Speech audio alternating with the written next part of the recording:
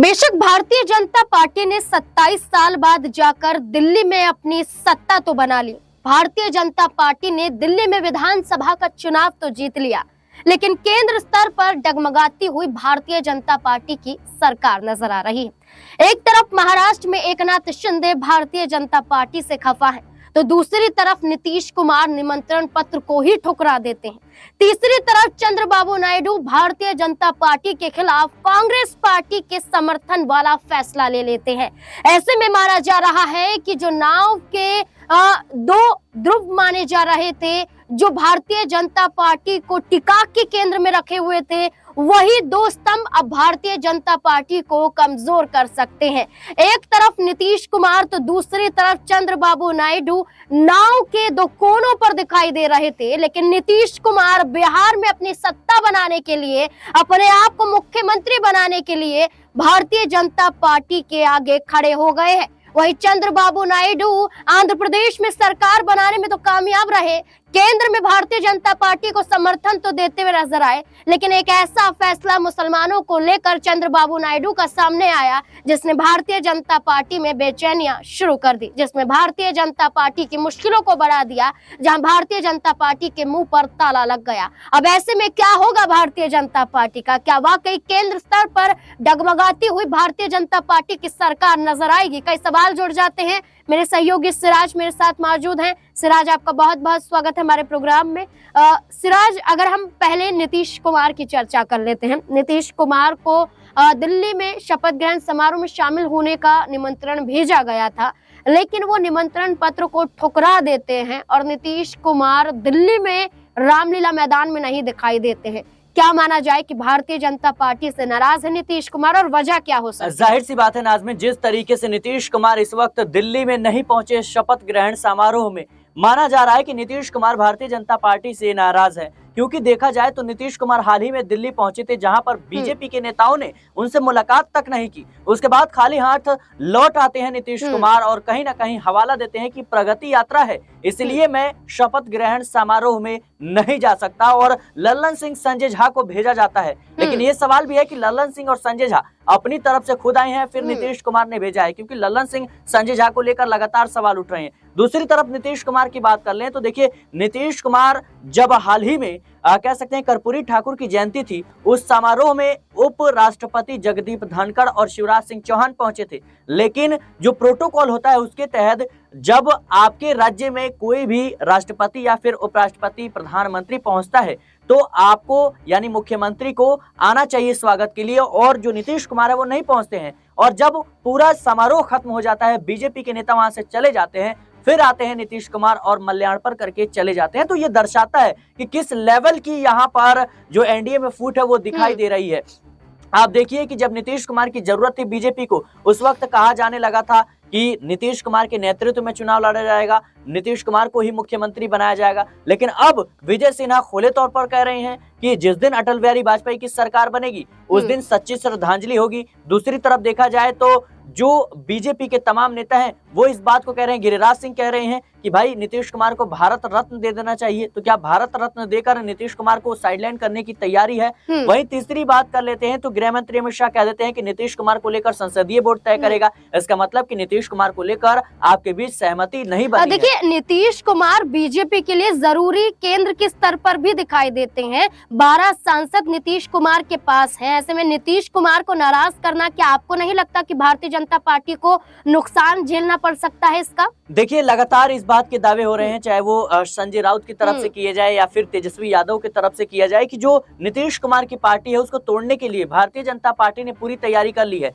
जो नीतीश कुमार के पास 12 सांसद हैं, वो 10 सांसद कहीं ना कहीं बीजेपी के संपर्क में। हालांकि इन दावों में कितनी सच्चाई है ये तो आने वाला वक्त बताएगा, लेकिन जिस तरीके से राजनीतिक गलियारों में चर्चा हो रही है और भारतीय जनता पार्टी की रणनीति रही है, चाहे वो महाराष्ट्र की देख लें, बिहार की देख लें, आप देखिए किस तरीके से उद्धव ठाकरे की शिवसेना पार्टी को तोड़ दिया गया, एनसीपी जो शरद पवार की पार्टी थी उसको तोड़ दिया गया। बिहार में आप देखिए चिराग पासवान की जो पिता रामविलास पासवान की पार्टी थी उसको तोड़ दिया गया। सिराज, मैं यहाँ आपको रोकना चाहूंगी। आपको लगता नहीं है कि लल्लन सिंह जैसा चेहरा, एक बड़ा चेहरा है, केंद्रीय मंत्री मंत्री हैं ललन सिंह, और केंद्रीय मंत्री होने के नाते ललन सिंह का दिल्ली जाना नीतीश कुमार को बचाने जैसा था। नीतीश कुमार ने मना किया और नीतीश कुमार ने आदेश दिया तो ललन सिंह दिल्ली पहुंच जाते हैं, तो कैसे बीजेपी तोड़ लेगी? जी देखिए, मुझे लगता है कि अभी जो दिख रहा है वो ऐसा कुछ लग नहीं रहा है, क्योंकि देखिए नीतीश कुमार इस बात को बखूबी समझते हैं कि भारतीय जनता पार्टी किस तरीके से अपनी सरकार बनाती है। जब आपने ललन सिंह का हवाला दिया तो आपको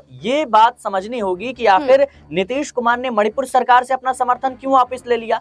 वहां पर तो कह सकते हैं जेडीयू के 6 विधायक थे, 5 विधायक भारतीय जनता पार्टी में शामिल हो जाते हैं। तो एक तरफ तो आप नीतीश कुमार की बदौलत केंद्र की सत्ता में टिके हो, दूसरी तरफ उनकी ही पार्टी को तोड़ रहे हो, उनके विधायकों को तोड़ रहे हो। चलिए, मणिपुर में तो भारतीय जनता पार्टी की सरकार ही नहीं टिक पाई, राष्ट्रपति शासन लगाना पड़ जाता है, केंद्र सरकार के अंडर मणिपुर आ जाता है, क्योंकि उन्हें मालूम था कि राष्ट्रपति शासन नहीं लगाया जाएगा तो भारतीय जनता पार्टी का दोबारा से सरकार बनाना नामुमकिन हो जाएगा। ऐसे में मणिपुर तो बचा नहीं। बीजेपी के लिहाज से आंध्र प्रदेश में मुख्यमंत्री चंद्रबाबू नायडू की बात करें सिराज जी, तो यहाँ पर नजर आता है उन्होंने मुसलमानों को लेकर एक ऐसा फैसला लिया है कि रमजान के पाक महीने में वो कर्मचारियों को 4 बजे छुट्टी दे देंगे। ऐसा माना जा रहा है कि तेलंगाना के मुख्यमंत्री रेवंत रेड्डी ने यह फैसला लिया था कि कर्मचारियों को जल्दी छुट्टी दी जाएगी, और उसके बाद भारतीय जनता पार्टी ने तुष्टीकरण की राजनीति का हवाला देते हुए कांग्रेस पार्टी पर निशाना साधा था। लेकिन अब खुद की ही समर्थन वाले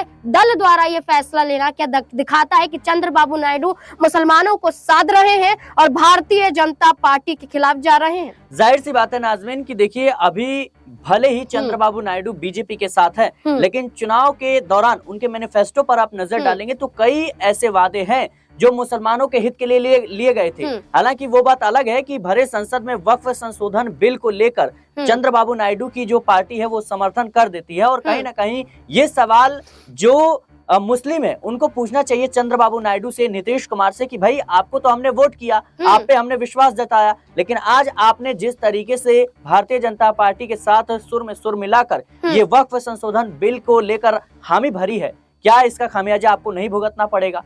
क्योंकि देखा जाए नाज़मीन तो उनके मैनिफेस्टो में ईदगाह को लेकर के जो है ऐलान किया गया था, उसके बाद जो कब्रिस्तान है उसको लेकर ऐलान किया गया था, मस्जिद मदरसों के लिए ऐलान किया गया था, मौलानाओं की सैलरी को लेकर के कहा गया था। ये तमाम बड़े वादे हैं जो चंद्रबाबू नायडू के द्वारा जो आंध्र प्रदेश के मुस्लिम हैं उनके द्वारा उनके लिए किए गए थे। लेकिन अब जिस तरीके से जो चंद्रबाबू नायडू का रुख सामने आ रहा है वक्फ संशोधन बिल को लेकर, जब उन्होंने हामी भरी तो कहीं ना कहीं इससे संदेश गया जो मुस्लिम मतदाता है कि भाई चंद्रबाबू नायडू ने लुभाने वादे करके वोट तो हासिल कर लिया, लेकिन वो हमारे साथ खड़े नहीं है, वो अपनी कुर्सी बचाने के लिए बीजेपी के साथ सुर में सुर मिला रही हैं। लेकिन इससे कहीं ना कहीं बड़ी स्ट्रेटजी के तहत चंद्रबाबू नायडू ने दबाव में आकर ये फैसला लिया है। और देखिए, कांग्रेस पार्टी तो स्वागत कर रही है उनके इस फैसले का, बीजेपी चुप्पी साध रही है। कांग्रेस पार्टी तो जाहिर सी बात है स्वागत करेगी, क्योंकि तेलंगाना में उनकी सरकार ने खुद यह ऐलान किया है। दूसरी तरफ बीजेपी की बात करें तो बीजेपी अब कर भी कुछ नहीं सकती है, बीजेपी खिलाफत भी नहीं कर सकती, उन्हीं के सहयोगी पार्टी है। तो देखिए, मुझे लगता है कि ये चीज जो है वो कहीं ना कहीं आंध्र प्रदेश या फिर देश के मुसलमानों को समझने की जरूरत है कि आप इन तमाम ऐलानों के बीच, चाहे वो कोई भी पार्टी हो, कि आपको रमजान में 1 घंटा पहले जाने दिया जा रहा है, इसको देख करके आप वोट दे दे, या फिर आपको नमाज पढ़ने के लिए सिक्योरिटी दी जाती है, इसको देख करके आप वोट देते, तो मुझे लगता है ये सही चीज नहीं है। आपको विकास के नाम पर वोट करना चाहिए और इन तमाम पार्टियों के झांसे में नहीं आना चाहिए, क्योंकि दूसरी तरफ तो आप रमजान के महीने पर 1 घंटा पहले आप छुट्टी दे रहे हैं, लेकिन वक्फ संशोधन बिल को लेकर आप समर्थन कर देते हैं। तो क्या मुसलमान 1 घंटे पहले चला जाएगा तो क्या वो कुछ बड़ा हासिल कर लेगा? ये सवाल कहीं ना कहीं उठना चाहिए और चंद्रबाबू नायडू को इसका जवाब देना चाहिए। देखिए, चंद्रबाबू नायडू और नीतीश कुमार बीजेपी के लिए कितना जरूरी है ये हमने रामलीला मैदान में भरे मंच पर प्रधानमंत्री नरेंद्र मोदी के अभिवादन के दौरान देख ही लिया था। अब ऐसे में चंद्रबाबू नायडू के पास 16 सांसद, नीतीश कुमार के पास 12 सांसद, वहीं महाराष्ट्र की राजनीति में एकनाथ शिंदे के पास 7 से 8 सांसद, और यही चेहरे भारतीय जनता पार्टी से नाखुश भी दिखाई दे रहे हैं। और ये फैसले नजर आते हैं कि बीजेपी के साथ तो है, लेकिन मजबूरी ने कहीं ना कहीं इन दलों को साथ रहने के लिए विवश कर दिया। लेकिन अब यही दल आने वाले विधानसभा चुनाव को देखते हुए भारतीय जनता पार्टी का समर्थन नहीं कर रहे हैं। महाराष्ट्र में हमने इसका उदाहरण देखा, बिहार में नीतीश कुमार की नाराजगी देख रहे हैं, और चंद्रबाबू नायडू का विधानसभा चुनाव के जीत जाने के बाद भारतीय जनता पार्टी को आंखें दिखाना यही नजर आता है। लेकिन देखना होगा कि आखिरकार क्या कुछ बदलता हुआ केंद्र के स्तर पर भी नजर आ सकता है। आपको क्या लगता है? अपनी राय कमेंट सेक्शन में जरूर दें। देखते रहे SPN9 न्यूज। धन्यवाद।